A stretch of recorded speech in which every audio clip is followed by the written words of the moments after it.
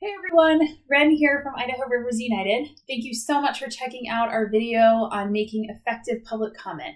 If you have questions about what public comment is or the role that it plays in environmental policy, be sure to check out our Basics of Public Comment video. So when it comes down to it, what is effective public comment and why is it so important? Well, sometimes thousands of public comments are submitted for a single proposed policy, but only a fraction of the comments submitted actually make it into reviewers' hands. The reason for that is that they don't meet the criteria to be considered substantive. Luckily, that criteria is pretty easy to find, and there are lots of great examples and checklists in the NEPA handbook to help you ensure that your public comment meets the appropriate criteria to be considered in the rulemaking process. According to the NEPA handbook, to be most helpful, comments should be as specific as possible. A substantive comment provides new information about the proposed action, an alternative, or the analysis, identifies a different way to meet the need, points out a specific flaw in the analysis, suggests alternative methodologies and the reasons why they should be used, makes factual corrections, or identifies a different source of credible research, which, if used in the analysis, could result in different effects. So what truly makes a public comment substantive?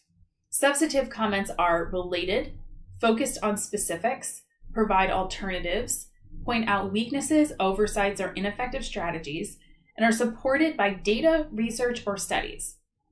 The Bureau of Land Management breaks these down just a little further. According to their checklist, substantive comments include one or more of the following.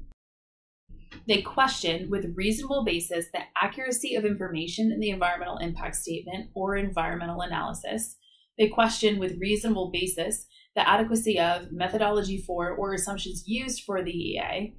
They present new information relevant to the analysis, present reasonable alternatives other than those analyzed in the EIS or EA, and they cause changes or revisions in one or more of the alternatives.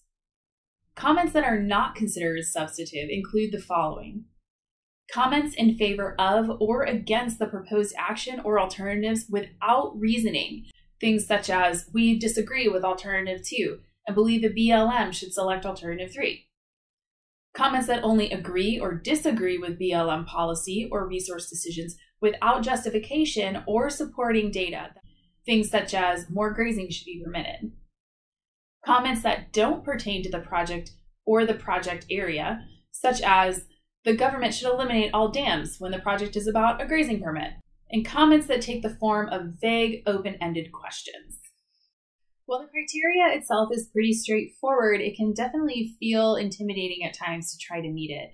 On IRU's RiverRAT's page, we have guidance and resources to help you create a substantive public comment. And for policies that we're directly involved in, we typically create white pages or overviews with some key points and data references that you can use in your comment to help make it substantive.